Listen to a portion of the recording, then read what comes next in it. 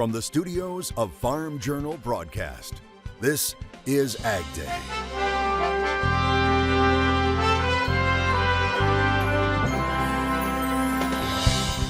First, it was a devastating tornado. Now, too much rain. Never in my lifetime have I ever seen over 11 inches in a 24-hour period. We revisit Western Kentucky, where farmers are dealing with more destruction. California's Proposition 12 will soon go into effect. Could other states follow suit? Vermont is moving forward with part of this. Massachusetts is moving forward with their own ideas. What the pork industry is doing to try and prevent it. And Harvest 23 for corn is already underway. It's probably 10, 12 days earlier than we normally start harvesting. We'll take you there right now on AgDay. AgDay, presented by Pioneer. What's next happens when the name on the cap matches the power of one's purpose. Pioneer. What's next happens here. Good morning, I'm Clinton Griffiths. High heat from the south is pushing north this week, and that's bound to speed up crop development. In fact, it's been so hot and dry as of late in Louisiana, it's leading to an early corn harvest. Carl Wiggers of This Week in Louisiana Agriculture headed to St. Landry Parish to show us why one Louisiana corn farmer is excited to start early. It may be ahead of schedule, but this is the silver lining to the hot, dry summer Kirk Stelly has watched his corn crop endure. It is probably 10, 12 days earlier than we normally start harvesting. While minimal rain in June helped this corn mature early, Stelly says he's excited to get this crop out of the field. We're glad to get it out faster, but because you never know with the weather in the future what's going to happen. That's a reality all farmers know too well, especially those in South Louisiana who are always watching for a storm in the Gulf. Well, that's our biggest fear, and that in turn has made us borrow more money and set up grain bins to be able to start a little earlier and get the corn dried out a little faster. So we're moving most of the beginning corn through those bins. Though it is early, Stelly says he sees good yield so far, and the quality of the corn is also very good. We're going to have some good spots and some bad spots, but the beginning harvest right now, the test weights are running 58 and 59, and that's awesome. And so that quality of the corn is great. Just some areas the yield is down, and hopefully it stays with the good quality and the yields. For Stelly, that's a relief after a late freeze this spring stunted some of his corn. We did have to replant a few acres of the early corn, but it wasn't a whole lot of it. Same situation in the coming years, we would do it again, because if we can get our corn planted earlier and get it off earlier and hopefully avoid hurricanes and all the other unknowns, we would do it again. In St. Landry Parish, I'm Carl Wiggers for This Week in Louisiana Agriculture. And as we said, that intense heat from the south is on the move. Meteorologist Andrew Whitmire joins us with a look ahead. And again, something that's been nationally on the map has been the heat dome, and that heat dome, that area of high pressure, is finally going to leave the far southern plains and the far portions of the deep south, and it's going to try to expand its way further up into the central northern plains and even up into parts of the Midwest Great Lakes states as well. In fact, much of the lower 48 is going to be dominated here by this area of high pressure as we go forward here into the next several days to round out July and to go on forward and at least to the first few days of August. This Monday afternoon, we're going to be watching from triple-digit heat all the way down from southern Texas, Phoenix, all the way up into parts of Nebraska. Going forward on into the heart of this work week here for this Wednesday, we're going to be watching that triple-digit heat, potentially even expanding all the way up north, up into the Twin Cities and as far east as St. Louis. And we'll have to watch Chicago closely and Indianapolis as well, as we could be trying to see some of those mid to upper 90s, maybe even a stray triple-digit heat indice trying to work its way as far east as Cincinnati, even along parts of the East Coast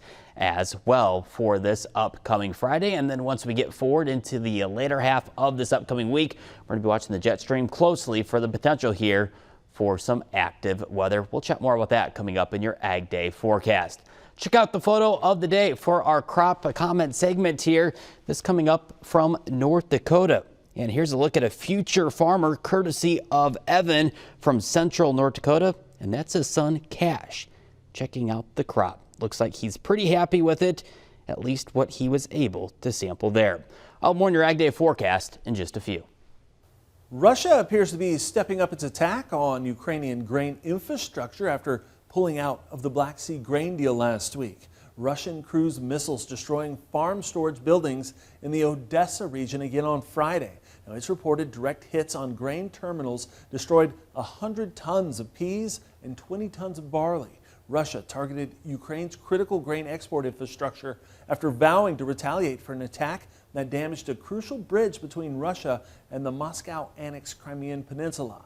Both Russia and Ukraine have announced that they will treat ships traveling to each other's Black Sea ports as potential military targets. Now, Turkey's president says Western countries should address Russia's demands in order to restore the Black Sea grain corridor. Turkey's president hailed the grain deal as a vital initiative for humanity, adding his country will not hesitate to take the initiative needed to prevent the harmful effects of Russia pulling out of the deal. Turkey played a pivotal role alongside the UN in brokering the agreement, which, according to UN numbers, facilitated in the export of nearly 33 million tons of grain from Ukrainian ports. One of those regions that counts on Ukraine for ag products is Africa. Now, the Financial Times is reporting Russia is pushing a plan to supply the continent with its own grain. Russia's president suggesting a plan where Qatar foots the bill for Moscow to send its grain to Turkey, which in turn would distribute it to countries in need. This plan, however, has not yet been agreed upon on a formal level. Following a ruling from the Supreme Court, California's Proposition 12 went into effect on July 2nd. And there's concern the state's animal housing law could have impacts across the entire pork industry and that other states might follow suit. AgDay's Michelle Rook joins me. And Michelle, what is the status of Prop 12 compliance and efforts by some groups to block that rule? Clinton, in the aftermath of Prop 12 taking effect, there's a great deal of uncertainty about how California's Department of Food and Agriculture will enforce the rules and just what it will take to be compliant. Meanwhile, there's an effort in Congress to stop states from passing legislation that would create a patchwork of production standards and a nightmare for agriculture. While the pork industry doesn't have specifics on the number of hogs that meet Prop 12's strict 24-square-foot pig space requirements, some operations may be compliant, and others may opt to retrofit barns if there's financial incentive. The real issue revolves around the audits that now need to be complied with. There are a number of firms that are certified to audit producers in order to sell Proposition 12 compliant product. And so that's also something that's just starting to get off the ground now. Even says any pork produced by wholesalers or retailers before July 1st can still be sold until December 31st. And there are other pork products that are exempt. Ground pork is eligible for sale in California. It's not covered by Proposition 12, as well as ready-to-eat products, so something you could take out of a package and eat right away. So we really think when you look at food price inflation and the lower-income Californians, our ability to get ground pork into that market is probably going to be very useful to provide those people with their protein needs. Non-compliant pork products can also move through California to the ports for export. However, there's an effort to overturn the rule through federal legislation and stop additional state laws, plus prevent the spread to other species. We're coming up with all sorts of these states trying to be social nannies to the country, and we need to get that social nanny and wokeism out of this deal and get us back to the Congress passing things of national significance and not individual states. Until then, Prop 12 looks to have a negative impact on U.S. pork production and interstate commerce. I'm Michelle Rook reporting for AgDay. The escalation of events in Ukraine were driving grain markets last week. We'll take a closer look at the week ahead next in Markets Now. And later, first it was a tornado. Now this Kentucky town is trying to recover from serious flooding. A closer look in the country.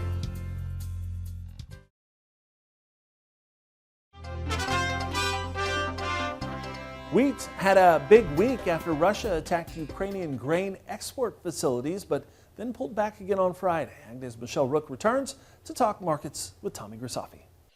Grain markets closing mixed on Friday. Tommy Grisafi, advanced trading, joining us. And corn and wheat setting back after the big up week. Was that just some profit taking, Tommy?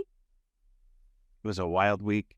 And of course, August options expired late Friday afternoon, and we had incredible volatility. We had the Ukraine-Russia news. We had the heat we're experiencing this week, big time temps, and we're going to have to see how that affects crops. And of course, Michelle, it probably goes to say we just went too far, too fast. Wheat going limit up last week, and it's harvest. That's not a normal thing. Usually at this time of year, we are making lows or on our way to making contract lows. So we are, how would you say that? We're trading counter-seasonal for sure here at the Chicago Board of Trade.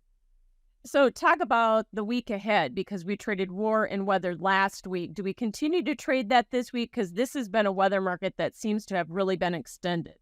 I'm smiling because who knows what's going to happen.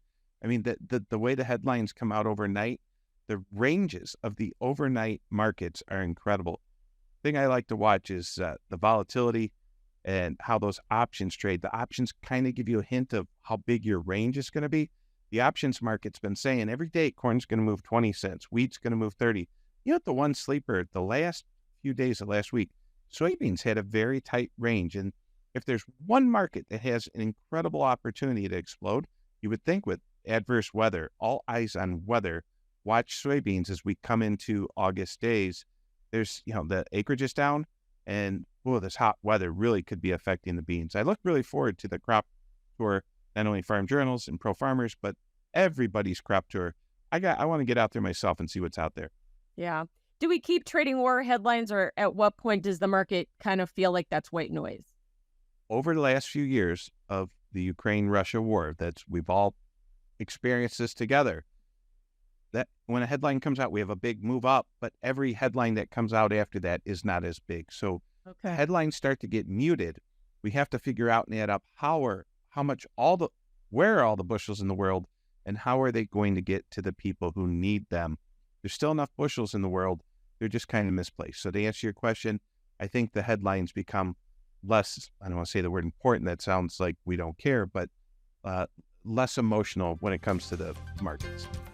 All right. Thanks for your insight. As always, Tommy Griffiths with Advanced Trading. And that's Markets Now. We'll have more Ag Day coming up. Interested in spending a day with a trader? Call Tommy Griffiths at 800-664-4383. Registration is open for the 2023 Pro Farmer Crop Tour, August 21st through the 24th. Attend one of our nightly meetings or join online as we gain insight on the 2023 growing season. Visit profarmercroptour.com/register to select the stop nearest you.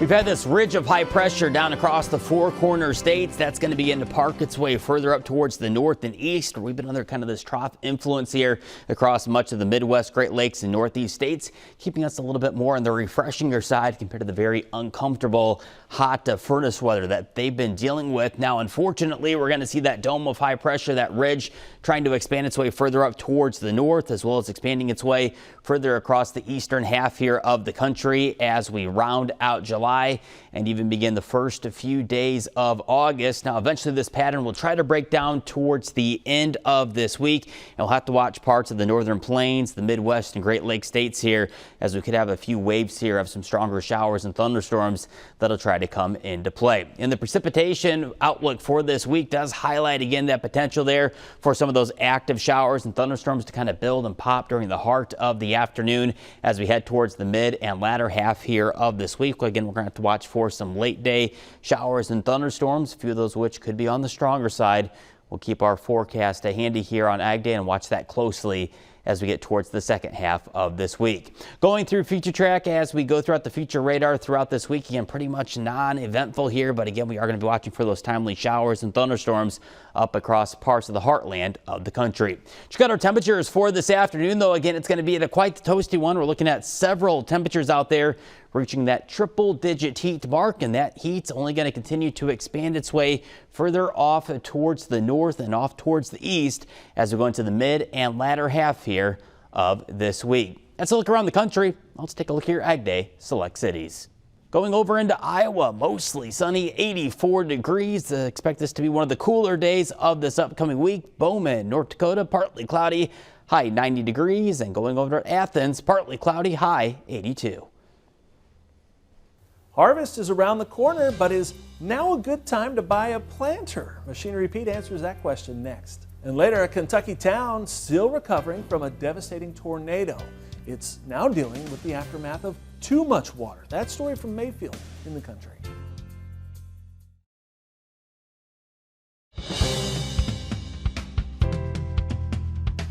Sometimes the best time to buy something is when nobody else is looking. Well, Machinery Pete says if you're searching for a deal on planters during harvest, you may need to look hard. Well, folks, no hiding it. I'm getting old and gray. I've been at this almost 34 years now. But you know, it's okay to get old. I think it provides us unique perspective to be able to look back and learn things and carry forward. Now, I got to tell you, this last week I was looking back through our auction price data from the year 1990, first year I started. And the highest auction price all year in 1990 on a planter was $35,000. The sale was December of 1990 in Northeast Iowa. It was a John Deere 7024 row. Again, $35,000, but it was interesting. The whole description on the planter, it said 24 row front fold, monitor, liquid fertilizer. And of course that was before the internet, so that was in our auction price books. Now, things are a little bit different today with planters, obviously. And last Wednesday, our friends at Big Iron had an online auction, and this planter sold, a super sharp 2021 John Deere DB60 24 row 30 inch, had 12,314 acres on it. It was from Hurley, South Dakota. It was owned by Brad Farrar, a big Machinery Pete fan out there. And thank you, Brad, for watching our show and reading my stuff all these years. And I'm a big fan of your planter. Wow, it was a beauty. Josh Kranz and the folks at Big Iron again sold it. Went for $319,250. Now that's the fourth highest auction price ever on a planter. But what I found interesting was the description on it. Now again, planters are much more complicated these days. Look at the description here. And of course, Big Iron does a great job describing these things. But $319,250 again, fourth highest price ever on a planter. All right, thanks, Pete. Well, up next, the threat of severe weather. We'll see how one Kentucky town is dealing with major flooding just a year after a tornado devastated the region. In the country, next.